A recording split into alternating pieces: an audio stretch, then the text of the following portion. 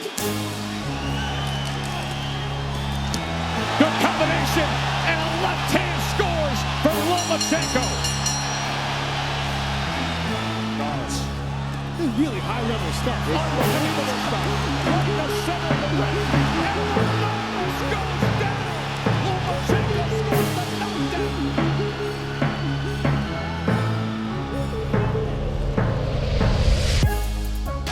Salut les disciples de la boxe, c'est Jean-Charles, j'espère que vous allez bien. Cette vidéo vous est présentée et est sponsorisée par la marque de vêtements Felfel, que je remercie encore de me faire confiance.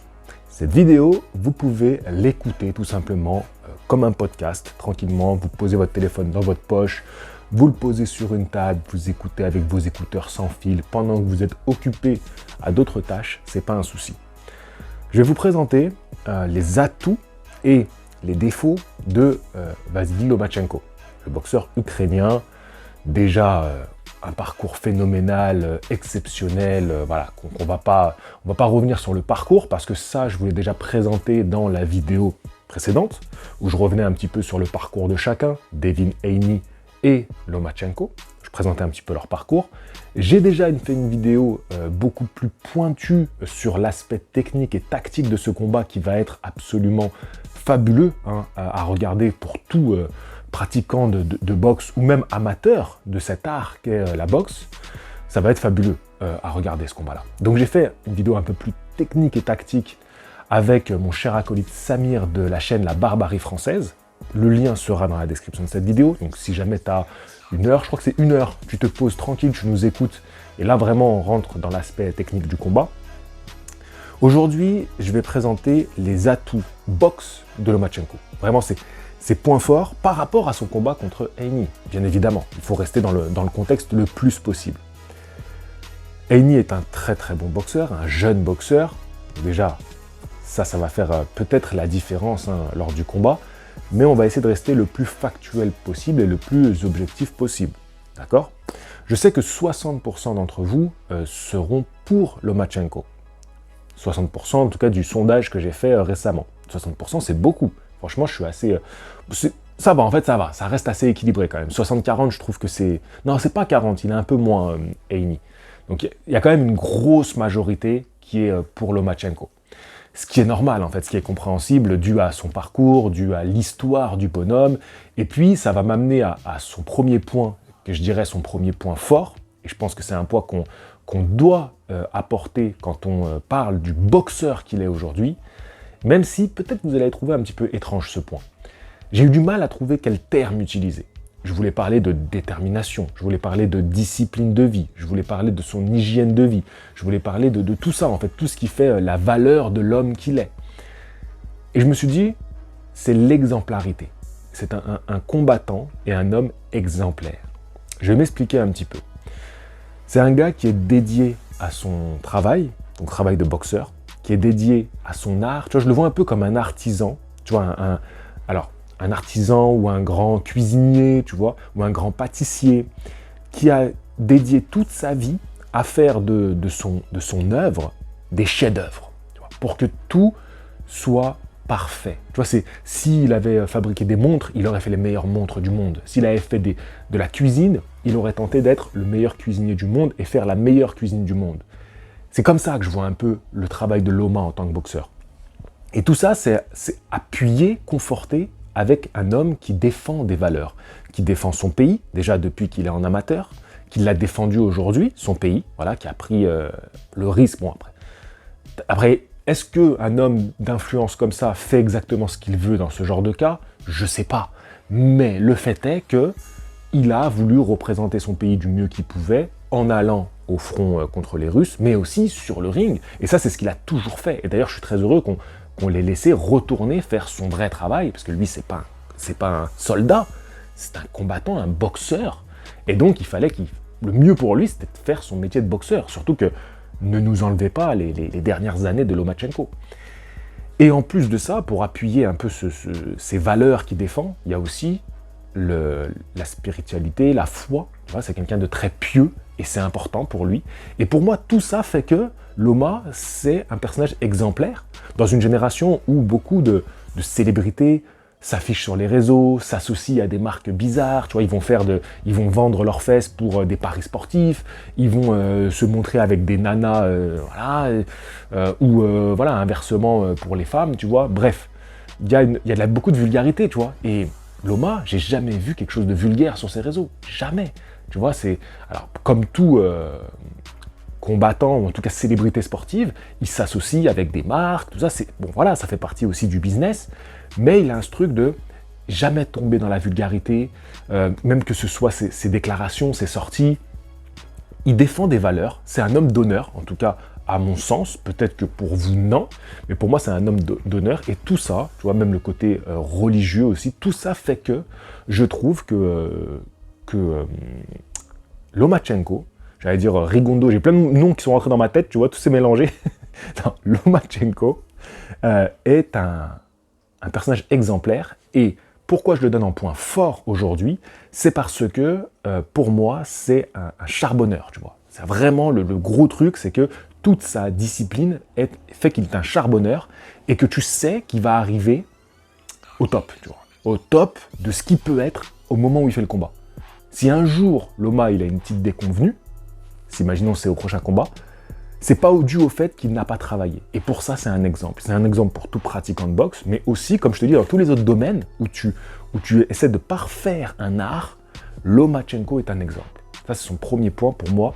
Je suis sûr qu'il aura travaillé pour être au top lors de ce combat. Ça, c'est un gros point fort. Maintenant, concrètement, en boxe, qu'est-ce que ça vaut, qu'est-ce que ça donne, notre cher Lomachenko? Ses qualités techniques sont-elles encore à prouver, à démontrer, à expliquer aujourd'hui? Lomachenko est un boxeur gaucher, ce qui est déjà un avantage, un atout, contre un boxeur orthodoxe et classique comme Heini, tu vois, qui est un boxeur droitier, donc garde classique qu'on a vu, pas un grand styliste, tu vois, c'est un bon technicien Heini, mais c'est pas un grand styliste. Et donc du coup, Lomachenko, il a déjà cette garde inversée qui est problématique, tu vois. On a bien vu que la garde de Usyk, face à Anthony Joshua, ça lui a posé beaucoup de problèmes. Lomachenko a parfait cette boxe en garde inversée. Voilà, vraiment, en tant que gaucher, c'est l'un des meilleurs que tu peux voir s'exécuter, même peut-être meilleur que Usyk, tu vois. Cette façon qu'il a d'envoyer le bras arrière, voilà, et de revenir avec le crochet, toi, tout en avançant, parce que c'est un boxeur qui travaille beaucoup sur en avançant sa boxe, tu vois. Il rentre sur son adversaire pour le travailler à l'intérieur avec le bras arrière qui est très efficace, le gauche, et après il sort, tu vois, avec des pivots, les jambes, on parlera de ses jambes après, il sort. Et donc sa technique de boxe, elle est excellente, et elle est aboutie par rapport à son style. C'est un boxeur qui aime boxer en avançant. Voilà, c'est un boxeur qui met la pression, mais c'est un technicien qui met la pression. Tu vois, c'est pas seulement le bulldozer physique qui vient te rentrer dedans, un petit peu par exemple à la Christian Mbili. Tu vois, ça c'est des boxeurs qui mettent la pression, mais c'est pas des fins techniciens. Lomachenko est un fin technicien qui vient te mettre la pression. Et il a toujours été excellent dans ce domaine-là. Voilà. Tout le temps, il a surpassé ses adversaires dans ce style-là. T'avancer dessus, marquer des points, toucher, et voilà. Et au fil des rounds, de plus en plus, prendre le dessus. Parce que ça, souvent, on dit, oui, Lomachenko, il a du mal à commencer, il a du mal à démarrer, voilà, il faut un petit temps de chauffe, oui, mais c'est aussi le temps de mettre la machine en place. Une machine aussi impeccable, fantastique, grandiose, il lui faut un peu des rounds pour justement se mettre en place, parce qu'en face de toi, tu n'as jamais le même boxeur. On sait plus ou moins le style de boxe qu'il fait, mais pour que le timing soit parfait, il faut aussi que le timing soit fait sur la boxe de ton adversaire. Et donc, il a besoin de quelques rounds pour pouvoir justement ajuster tout ça, et une fois que c'est ajusté, souvent il est excellent dans la deuxième partie de combat, mais je vais parler aussi de la fin de combat qui peuvent être un peu plus difficiles sur ces dernières sorties pour Lomachenko. Parce que, alors, avant de faire cette vidéo, j'ai repris 3 combats en particulier, que je me suis remis pour être vraiment dans l'analyse quand je vous fais la vidéo. Je me suis remis son premier combat chez les légers, c'est contre Linares, donc il vient prendre le titre WBA. C'était en 2018, donc vous voyez, Lomachenko, ça fait longtemps que c'est un vrai léger, d'accord? Donc c'est vrai qu'on dit oui, mais c'est pas vraiment sa catégorie, c'est un petit poids léger. Oui, mais aujourd'hui, lui, son corps, son poids, c'est un léger. C'est son poids où il est bien, tu vois, parce que c'est depuis 2018, ça commence à faire longtemps, et donc voilà, maintenant il est installé dans cette catégorie. Donc j'ai pris Linares, j'ai pris Lopez, sa première défaite, parce que je pense que Haney va beaucoup se calquer sur le combat de Lopez, sur la performance de Lopez pour battre Loma. Et d'ailleurs, en regardant à nouveau ce combat contre Lopez, c'est un excellent combat de boxe. C'est un excellent combat de boxe. Et je sais qu'il y a des gens qui vont dire oui, oh mais on s'ennuie face à ce genre de combat et tout. Pour moi, si t'aimes vraiment, vraiment la boxe, la discipline, pas la boxe spectacle, attention, hein, je m'entends, pas la boxe spectacle, la discipline qu'est la boxe anglaise, regarde Loma Lopez, c'est hyper intéressant. Mais franchement, c'est du régal. Même Lopez, son attitude, elle est hyper intéressante. Et d'ailleurs, j'avais fait une vidéo décortiquons juste après, parce que je trouvais qu'il y avait tellement de choses à dire. Donc j'ai pris le combat contre Lopez, parce que pour moi, ça va être la référence pour Haney, et j'ai pris son dernier combat, son tout dernier combat contre Jamaine Ortiz. C'est important parce que son dernier combat, c'est celui qu'on a le plus proche pour imaginer, même si je pense que Loma sera un peu meilleur, mais c'est ce qu'on a de plus proche. Donc, dans la boxe, Lomachenko, gaucher, boxe en avançant, qui varie énormément les attaques, le rythme des attaques, voilà. Et il varie son rythme, c'est-à-dire qu'à des moments il va accélérer, des moments il va ralentir. Il est tout le temps en action. Je ne parle pas de mouvement pour l'instant, parce que les mouvements, j'en parlerai juste après quand je vais parler de ses déplacements. Il est tout le temps en action, tu vois, tout le temps actif. Il y a toujours de la tête qui bouge, les bras qui bougent, tu vois. Il te met tout le temps dans un inconfort, tu vois, quand tu es son adversaire. Et aussi, il varie les impacts des coups. C'est-à-dire qu'il va mettre des coups qui vont être des touches, il va mettre des coups qui vont être appuyés, et il va mettre des coups qui vont être forts. En fait, il varie tout le temps l'intensité des coups, comme il varie le rythme de ses combats. Il va pouvoir accélérer, ralentir tout le temps, tu vois, en fait, perturber l'adversaire pour qu'il ne sache pas sur quel pied danser, voilà, parce que quand la musique change tout le temps de rythme, on va prendre des analogies musicales, même si j'ai pas du tout le pied musical, mais tout le monde comprendra, si tu changes tout le temps de rythme, tu passes de la salsa, tu passes à la musique classique, tu passes au jazz, tu passes à, je sais pas, du rap flow anglais, très, voilà, tu vois ce que je veux dire, bref. Je me suis perdu dans mon truc, mais vous m'avez compris. Quand la musique change tout le temps de rythme, bah, pour l'adversaire, pour pouvoir, parce que c'est important de se caler sur le rythme de ton adversaire quand tu n'arrives pas à lui imposer ton rythme, et c'est très difficile d'imposer son rythme à Lomachenko. Ça allait un peu moins en fin de carrière, mais c'était très difficile d'imposer son rythme à Lomachenko. On va voir que maintenant, c'est un peu plus possible, notamment en parlant de Lopez et de Ortiz ces derniers combats. Mais en tout cas, voilà, tous les atouts de sa boxe, ils sont là. Voilà. Il a toutes ces capacités-là en boxe. Maintenant, parlons de sa capacité en termes de déplacement. Lomachenko a sûrement l'un des jeux de jambes les plus fantastiques qu'on ait vu dans la boxe. Très sincèrement, l'un des plus fantastiques.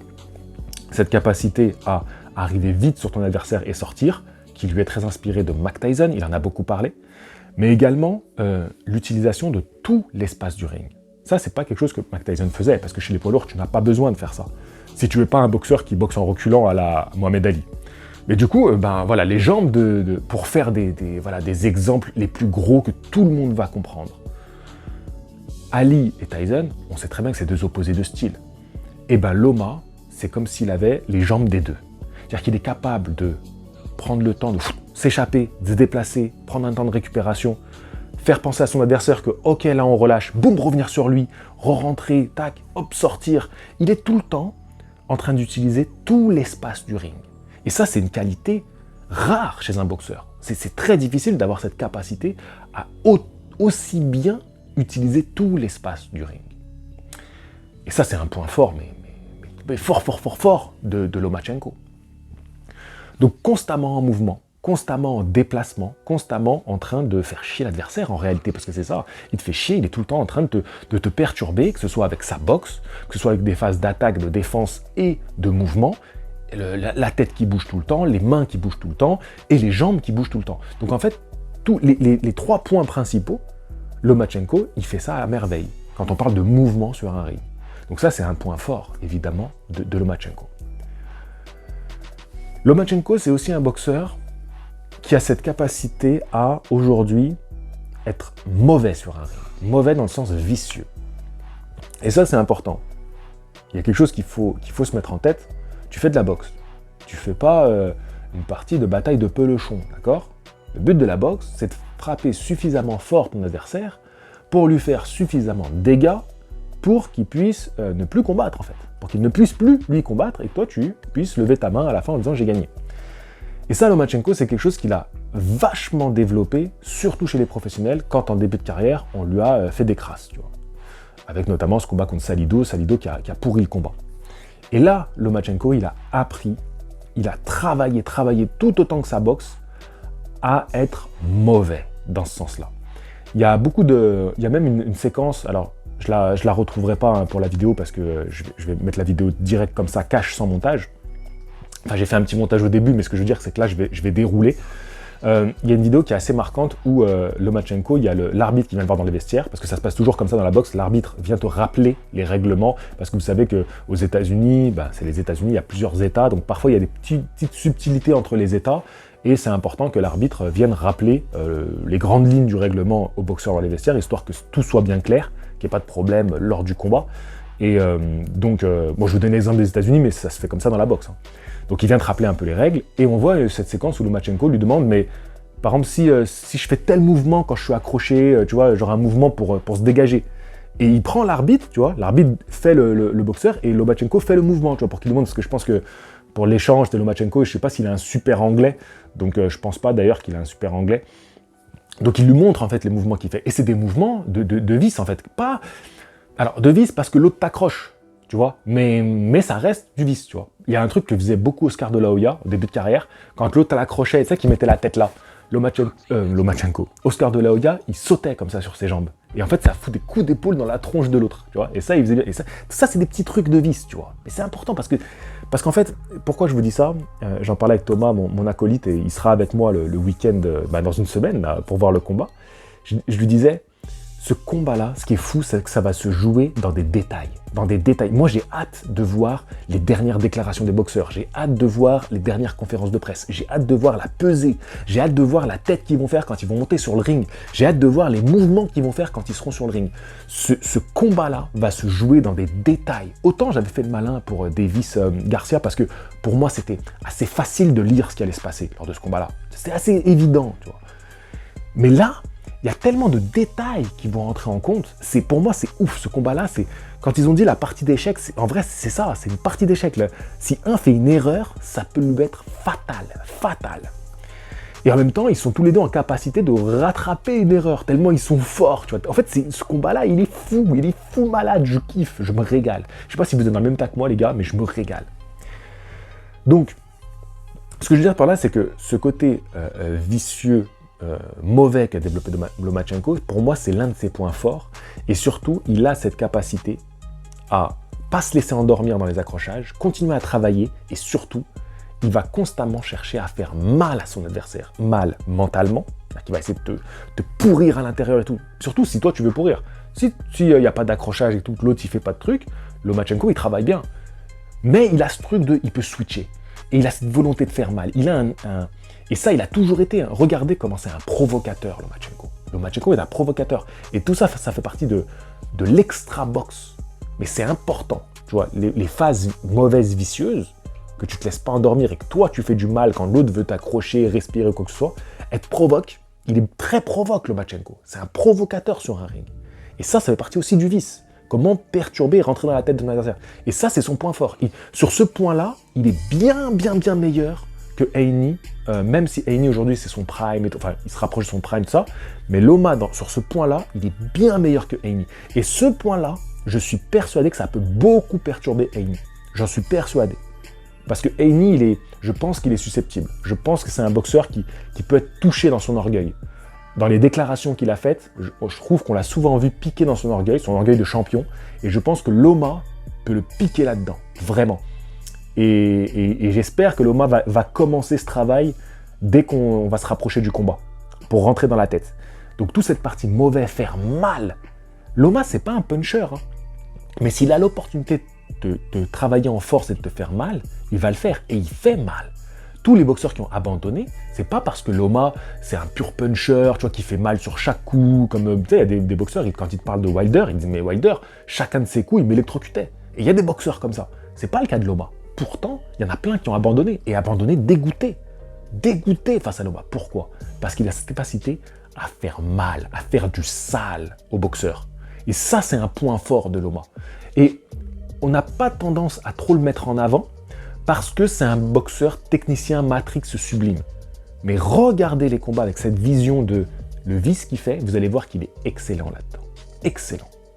Ça, pour moi, c'est un gros point fort de Lomachenko, surtout que quand tu commences à être sur le déclin en termes de capacité physique, le vice peut te sortir de beaucoup de problèmes.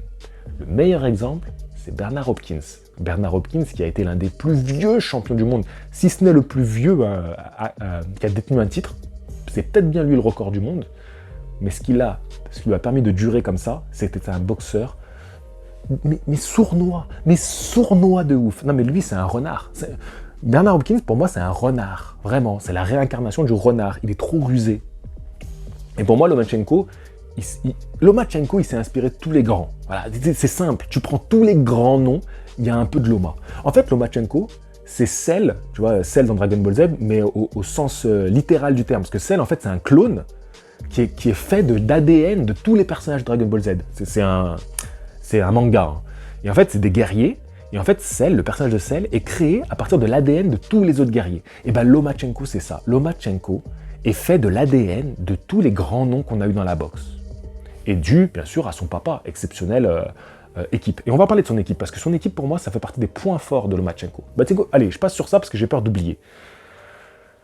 L'un des plus gros points forts de Lomachenko, c'est son équipe.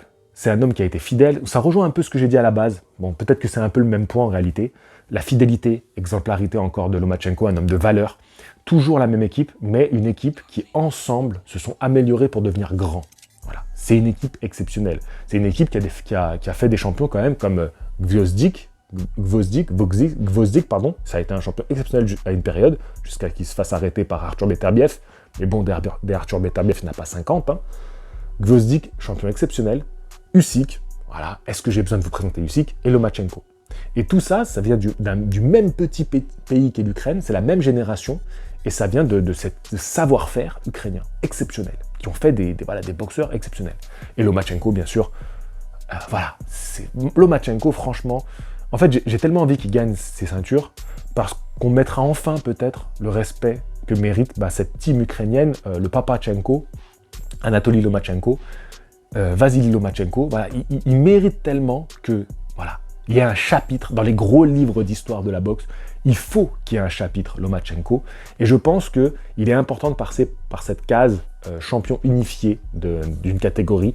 Parce que sinon, ça va peut-être être un peu léger en termes de CV, même si pour moi, il n'est pas léger du tout. Hein. Mais je peux comprendre que dans l'esprit du grand public, en fait, malheureusement, quand tu n'es pas américain, il faut que tu en fasses plus. C'est triste, hein, mais c'est la réalité. Enfin, c'est ce que je constate en vrai. Pour le grand public boxe, si t'es pas américain, il faut en faire plus. Parce que déjà, les Américains, ils partent un peu plus loin en termes de départ, de ligne de départ. Les Américains, ils ont toujours un peu d'avance. Bref, on est dans un autre débat, excusez-moi, je voulais pas rentrer là-dedans. C'est mon côté un peu anti-américain qui ressort, excusez-moi. Donc, bref, tout ça pour vous dire que Lomachenko, il a cette team, cette équipe qui est vraiment soudée autour de lui. Et je pense que ça peut l'aider, et ça l'a aidé concrètement à traverser des moments difficiles.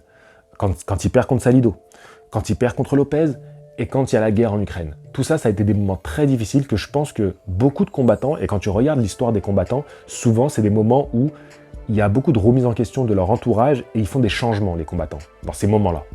Tu regardes la carrière de Klitschko, tu regardes la carrière, là, plus récemment de Ryan Garcia. Ryan Garcia, vous avez vu, il s'est séparé de son coach. Il s'était déjà séparé avant d'un coach, c'était le coach de Canelo, il se sépare encore. Et si tu regardes Lomachenko, t'as pas ça dans son histoire. T'as pas de truc, Lomachenko à ce moment il s'est séparé, il a changé de pays, il s'est installé là, il a changé de truc. Non, les déclarations que tu vas voir de Canelo, c'est moi j'ai commencé avec mon papa, je voulais pas qu'une fois que j'obtienne le titre de champion du monde, je sois avec un Américain avec qui j'ai signé, Américain ou autre, hein, et que du coup on oublie ce que mon père a fait. Il dit voilà, moi je voulais remettre en avant mon père. Ça aurait pu être un entraîneur qui la connaît depuis tout petit, comme un Gervonta Davis le fait par exemple. C'est pas le fait que ce soit son père, c'est que, en fait, c'est une équipe. Tu vois ce que je veux dire? Son père, c'est devenu un membre de son équipe. Il y a ses managers, tout ça, c'est une équipe. Et Loma, il a ce truc de fidélité, de clan, tu vois, de gang. Et ça, c'est aussi un de ses points forts parce que ça l'a aidé à traverser des moments difficiles, à rester solide et à revenir toujours à son meilleur. Tu vois, il n'y a aucun moment où on s'est dit peut-être que si Loma avait changé quelque chose dans son équipe, il serait meilleur aujourd'hui. Non. Quand on va dire que Loma, il s'est manqué, on va dire, mais là, il avait une blessure contre Lopez. Mais là, son combat, c'était un combat de retour parce qu'il y a eu la guerre. Tu vois, on va toujours prendre des éléments que son équipe n'aurait rien pu faire de toute façon. Et ils ont de toute façon fait de leur mieux. Tu vois ce que je veux dire? Donc Loma, cette équipe, on peut même pas la remettre en question en fait. Tellement on sait que c'est ce qui lui a permis de faire ce qu'il fait sur le ring et d'être aussi exceptionnel. Les arguments que je vous ai donnés avant, c'est dû à cette équipe-là. Il n'aurait pas trouvé ça, cette formule-là ailleurs. Tu vois, c'est cette écurie qui a fait cette Formule 1. Ils l'ont construit de A à Z et il n'y a qu'eux qui peuvent régler cette Formule 1, tu vois. Pour moi, c'est ça, c'est exactement ça. Il n'y a que cette écurie qui peut travailler, il n'y a que cette équipe qui connaît les pièces, ils ont les scientifiques pour, ils mettent le bon carburant dedans. Tu vois ce que je veux dire? Donc pour moi, c'est important, cette équipe, elle est essentielle. Maintenant, je vais passer un petit peu sur les points forts de Loma qui aujourd'hui se retournent un peu contre lui. L'un des points forts de Loma, c'était sa vitesse et sa défense exceptionnelle, dû à un coup d'œil et à une boxe parfaite. Le problème, c'est qu'aujourd'hui, Lomachenko, il commence à avoir des kilomètres au compteur, il commence à se faire vieux, et surtout, cette boxe est une boxe très énergivore qui lui a laissé des séquelles sur le corps, des cicatrices, voilà, des bobos, qui sont aujourd'hui irréparables parce qu'on reste que des humains, tu vois. On reste que des humains et Dieu nous a fait éphémères, on est éphémères, tu vois. Alors les humains essaient de tricher avec du dopage et tout, mais la nature, Mère Nature nous a fait d'une certaine manière. On est vulnérable. Et aussi fort et magnifique que peut devenir un être sur cette terre, un animal ou quoi que ce soit, mais le plus fort gorille de la jungle, un jour ou l'autre, il va vieillir et il va se faire taper par un autre gorille. Le meilleur lion de la savane, un jour ou l'autre, il va vieillir et il va se faire taper par un autre lion dans la savane.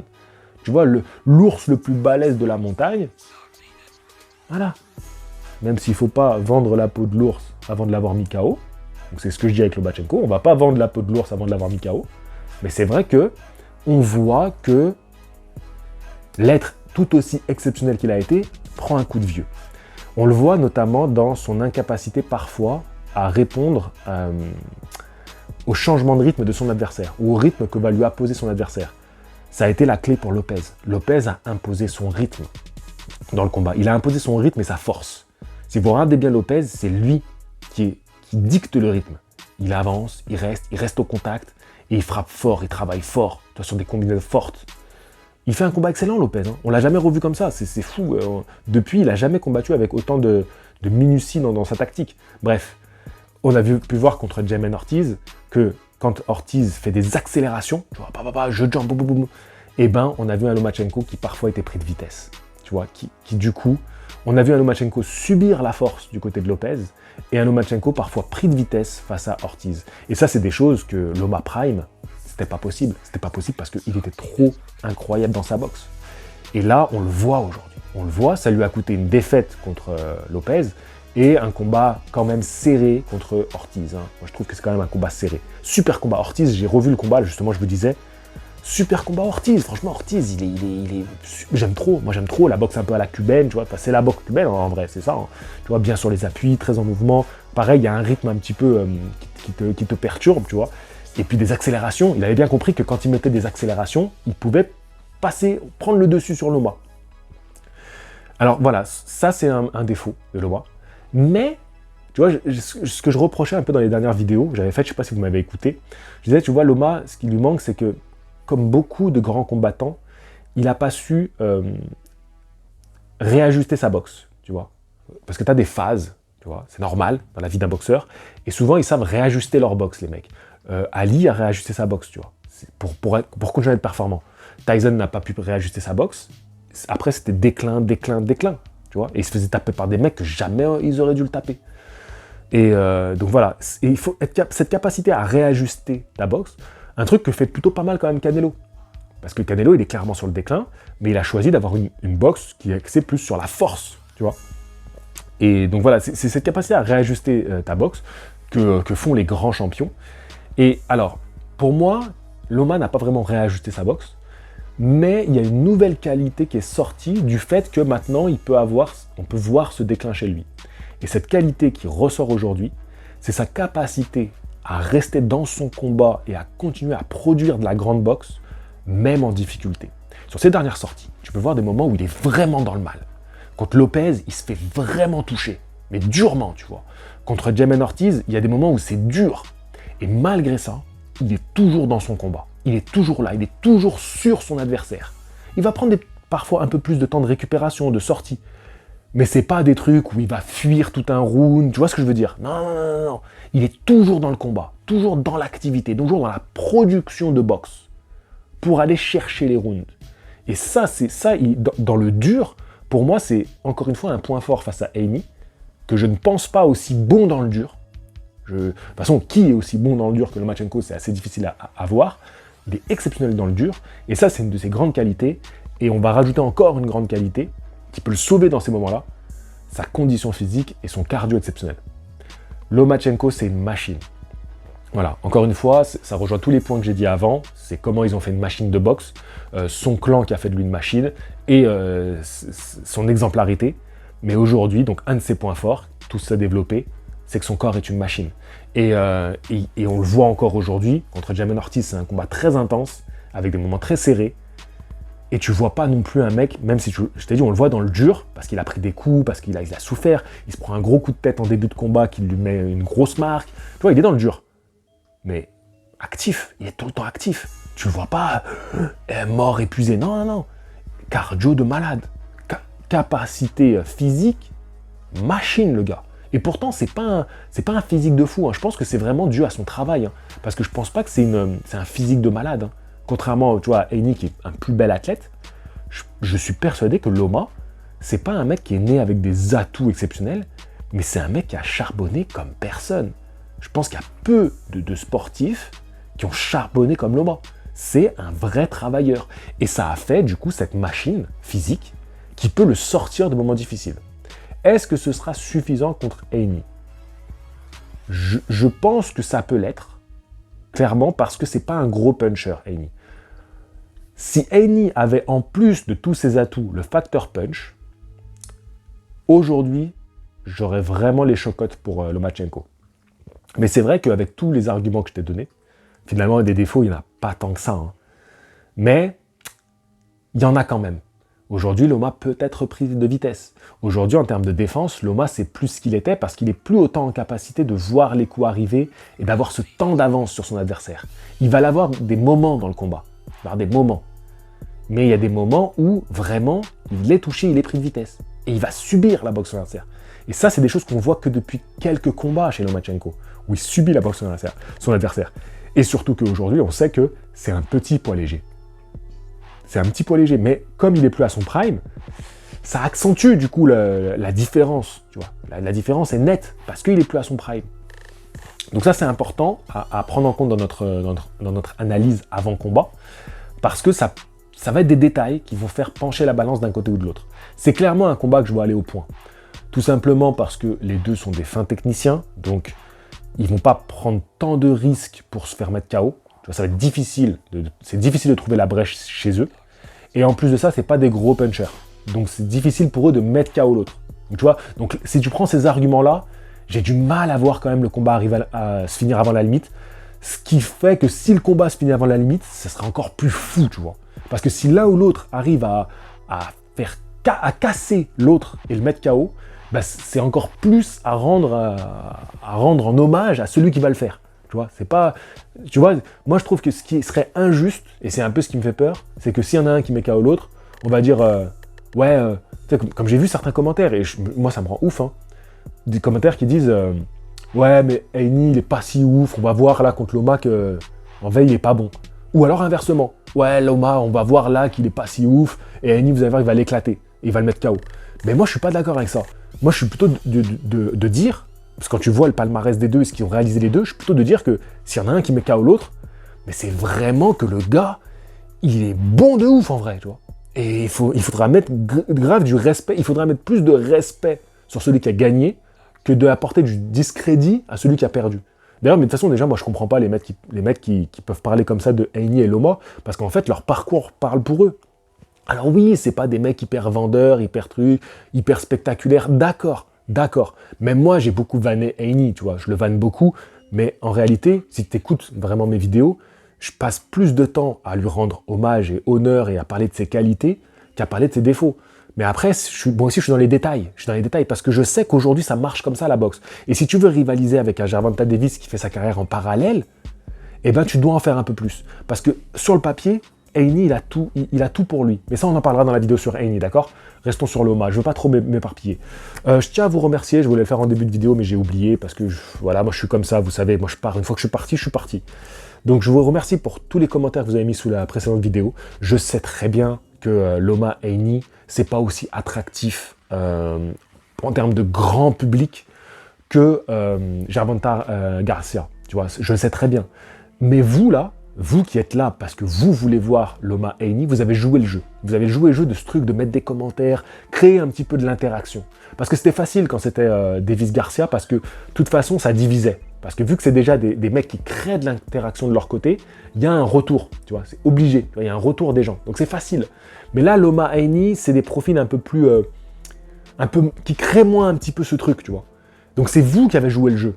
Tu vois, parce que j'ai fait un sondage, et vous avez voté en masse Haney Loma. Mais parce que vous êtes venu jouer le jeu, tu vois. Vous avez fait l'effort. Et ça, c'est important. Et en fait, c'est réel. Ce combat-là, il est plus intéressant. Tu vois, c'est même pas oui, bah, il faut qu'on fasse l'effort, en fait. À un moment donné, il faut qu'on fasse l'effort, c'est parce qu'il faut qu'on montre quel est le combat intéressant. Tu vois, et c'est pour ça que moi aussi, j'ai tenu à faire des vidéos sur l'événement, d'en faire plusieurs, même si ça s'y prête moins. Parce que regarde, moi, je suis créateur de contenu. Excusez-moi, je fais un petit dernier truc, mais c'est important à dire. Je suis créateur de contenu. Quand tu crées du contenu parce que tu as envie d'avoir du retour, du clic. Donc tu vas aller chercher quand même des sujets qui vont créer de l'interaction. Donc c'était plus facile à faire Davis Garcia, parce que j'ai fait des vidéos tous les jours ça fait du clic. Et je sais que Haney Loma, ça va en faire moins. Mais je me suis dit quoi? Je me suis dit non, il faut que moi aussi je joue le jeu. Il faut que moi aussi je montre et que j'aille pousser à cette interaction avec vous. Et donc c'est pour ça que je me suis dit, vas-y, let's go, on fait des vidéos, on fait du contenu. Donc j'en fais une tous les 2 jours, comme ça laisse un peu le temps aux gens de respirer un peu. Donc voilà, c'est tout. Excusez-moi, encore une fois, je sais que j'ai oublié des trucs, parce que je me connais, je vais oublier des trucs. Prochaine vidéo, point faible de Devin Haney. Ça sera la prochaine vidéo qui sortira mardi. Et jeudi, on fait un live avec tous les copains. Je réunis la même équipe, d'accord, qui était réunie pour le live d'avant-combat de Garcia Davis. La même équipe. Dites-moi dans les commentaires un horaire qui vous arrange. Entre 18h et 23h. Voilà. Jeudi. Dites-moi pour vous, c'est quoi le meilleur horaire? Comme ça, je jauge un petit peu dans les commentaires ce que les gens disent et on fera ça. Donc j'ai hâte d'être en live avec vous, ça va être trop bien. J'ai hâte d'être dans une semaine, d'être dimanche prochain pour vous parler de ce combat-là. Je sais qu'il y a de l'ActuBox qui est sorti, pas mal d'ActuBox ces derniers temps. N'hésitez pas à aller vous abonner à ma chaîne secondaire, les podcasts de Box Attitude, parce que je réagis plus à l'actualité là-bas. Je vous dis à la prochaine. Ah oui, mes partenaires, bien entendu. Pour faire un stage de boxe anglaise à l'étranger, vous avez Boxing Culture pour partir à New York. Voilà, je crois qu'il là, il vient d'annoncer un stage en août. Voilà, j'ai vu là sur les réseaux, donc n'hésitez pas, je vais aller lui demander les dates, tout ça, parce que j'ai pas eu le temps de le contacter depuis. Fred Julan, boxeur professionnel qui vit à New York. Donc août et octobre. Et vous avez là, dans quelques semaines, le départ pour La Havane avec mon partenaire Glory Big Heart. Voilà, Glory Big Heart, n'hésitez pas à le contacter. Il reste quelques places pour partir à La Havane. Sur ce, je vous dis à la prochaine. Tout est en lien dans la description de cette vidéo. Fighting!